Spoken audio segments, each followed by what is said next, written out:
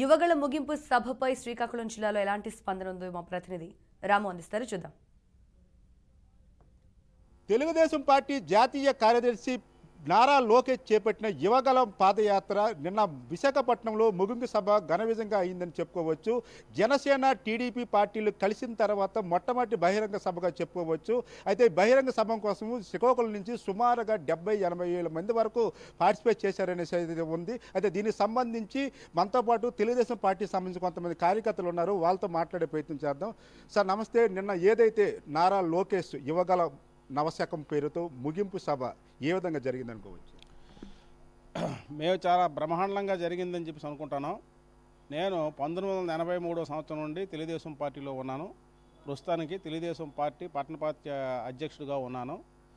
మరి ఎన్టీ రామారావు ఆ రోజు పార్టీ స్థాపించిన నాడు కూడా ఆయన వచ్చేటప్పుడే చాలా బ్రహ్మాండమైనటువంటి జనాలు ఆకర్షణ చేసినటువంటి వ్యక్తి కాబట్టి జనాలు చాలా ఎక్కువ సభకు హాజరయ్యారు. దానికి మించిన సభ నిన్న జరిగింది. మరి ఇది జరగడానికి కారణం అన్నటువంటిది ప్రస్తుతం పరిపాలిస్తున్నటువంటి వైఎస్ జగన్మోహన్ రెడ్డి తాలూగా పరిపాలనా వైఫల్యం వలన ప్రజలు విసుగు చెంది సరైనటువంటి ఎలక్షన్ ఎప్పుడు వస్తుంది, మేము ఆయనకి ఎప్పుడు బుద్ధి చెప్పాలి అన్నటువంటి దీంతో ప్రజలు చూస్తున్నారు. మరి అలాంటి దీంట్లో మరి మాకు ఎటువంటి డౌట్ అంటూ మరి ఇంకేం లేదు. ప్రజలు బాగా విసుగు చెంది ఉన్నారు. ఆయన పరిపాలన అన్నటువంటిది చాలా అంటే పరిపాలన దీనికి భిన్నంగా ఉంది అతని పరిపాలన. దానివల్ల ప్రజలు మరి ఏదో ఆ రోజుల్లో వాళ్ళ నాయనతలు దీన్ని చూసుకొని ఓట్లు వేశారు. కానీ ఇకపైన అతనికి లేదు. చాలా దీనిగా ఆయన ఓడిపోవడం అన్నటువంటిది ఖాయం. తెలుగుదేశం జనసేన పార్టీ 150-160 సీట్లతో ప్రభుత్వం ఫార్మేషన్ చేస్తాం. నారా లోకేష్ గారి ముగింపు సభ ఇచ్చాపురంలో ఉంటుందని ముందనుకున్నారు.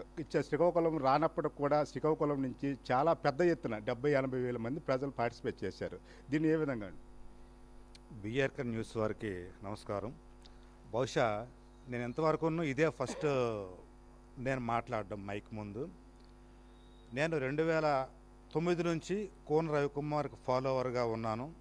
2014-19 మధ్యకాలంలో నేను 18వ వార్డు బుడ్డేపల్లిపేట, కండ్రపేట, కొత్త వీధి దీనికి నేను కౌన్సిలర్గా వ్యవహరించాను.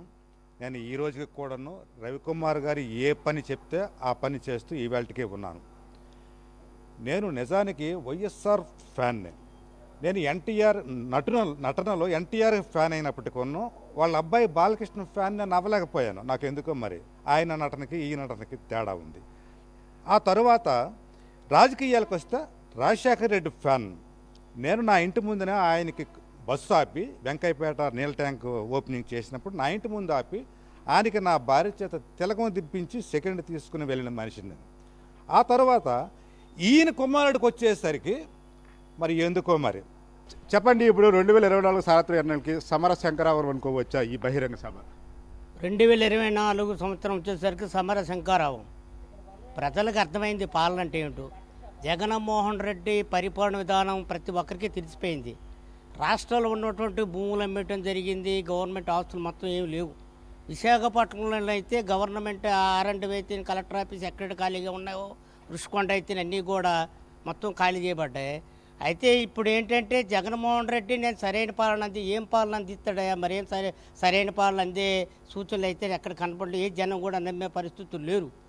పచ్చినెత్తుదని ఎదవలాలు అయినా నారా లోకేష్ హింసించాలని ప్రయత్నించినప్పుడు కూడా ఆయన చట్టపరంగా ర్యాలీలో పాల్గొని గ్రామాలన్నీ పర్యటించి అసలు ఈ ప్రభుత్వం అంటే ఏంటి, ప్రభుత్వ విధానాలు ఏమిటి, ప్రజలంటే ఏంటి, పేదరికం అంటే ఏంటి, పేదరికం ఏమవుతున్నాయి, ఏమీ లేదు. రైట్. ఏదైతే ఉందో నిన్న రాత్రి జరిగిన యువగళం నవశకం పేరుతో ముగింపు సభకి చాలా స్పందన వచ్చిందని 2024 సార్వత్రిక ఎన్నికల్లో కంపల్సరిగా తెలుగుదేశం పార్టీ అధ్యక్షుడు తెలుగుదేశం పార్టీ ఏదైతే విజయం సాధిస్తుందని వైసీపీని మట్టి కరిపి దిశగా ప్రయత్నాలు ఉంటాయని అయితే చెప్తున్నారు. ఏదైనా సరే ఎన్ని అడ్డంకులు వచ్చినా సరే లోకేష్ పాదయాత్ర ముగింపు జరపడం అనేది చాలా అడిచితగ్గ విషయం అనేది చెప్తున్నారు. Over to studio.